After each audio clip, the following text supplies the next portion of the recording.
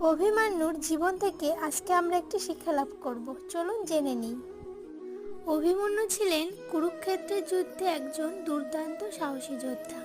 যখন তার মা অভিমন্যুকে গর্ভে ধারণ করেছিলেন, তখন তার পিতা অর্জুন সুভদ্রার কাছে চতুর্ভুজ গঠনের কৌশলটি বর্ণনা করেছিলেন এবং গর্ভের মধ্যে থেকেই অভিমন্যু যুদ্ধের সমগ্র কৌশলটি শিখেছিলেন। কিন্তু অর্জুন কিভাবে চতুর্ভুজ থেকে নিজেকে বাঁচিয়েছিলেন তা শোনার আগেই সুভদ্রা ঘুমিয়ে পড়েছিলেন। যুদ্ধের সময় অভিমন্যু কৌরব দ্বারা গঠনের মধ্যে আটকে পড়লে তিনি আর চতুর্ভুজ থেকে বের হতে পারেননি। যদিও তিনি সেখান থেকে বের হতে পারেননি, তবুও তিনি তার মা, বাবা, ভাই, পরিবারের জন্য যুদ্ধ করে জীবন ত্যাগ করেছিলেন। অভিমন্যু জীবন ত্যাগ থেকে আমরা এবং আমার শিশুদের শিক্ষা দিতে পারি কিভাবে আমরা পরিবারের প্রতি আনুগত্যবোধ, শ্রদ্ধা, সাহসিকতা ও ভালোবাসা রাখতে পারি।